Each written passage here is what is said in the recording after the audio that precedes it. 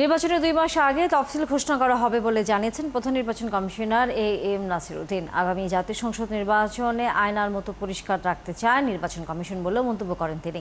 দুপুরে নির্বাচন কমিশনের ব্রিফিং এসব কথা বলেন সিএসএ। মাঠ পর্যায়ে তদন্তের পর উপযুক্ত রাজনৈতিক দলগুলোর নিবন্ধন দেওয়া হবে বলেও জানান তিনি। আমরা এই জন্যই একটা অপেক্ষায় ছিলাম যে ওনারা একটু ফ্রি হন, ফ্রি হলে তখন আলোচনাটা আমরা স্টেক হোল্ডারের সাথে আলোচনা আমরা এমনি 1 মাসের একটা প্ল্যান করেছি। 1 মাসের প্ল্যান করেছি যে এই যে স্টেক হোল্ডারদের সাথে আলোচনা, তার মধ্যে আপনারা কিন্তু একটু বড় স্টেক হোল্ডার, একটু বড় স্টেক হোল্ডার। আমরা মিডিয়ার সাথেও তো একটা আলোচনা করব। আমাদের আন্তরিকতার, আমাদের চেষ্টার কোনো ঘাটতি আছে কিনা এটা দেখুক, আমরা সেটা চাই। লুকাই এখনো কাজ করতে চাই না।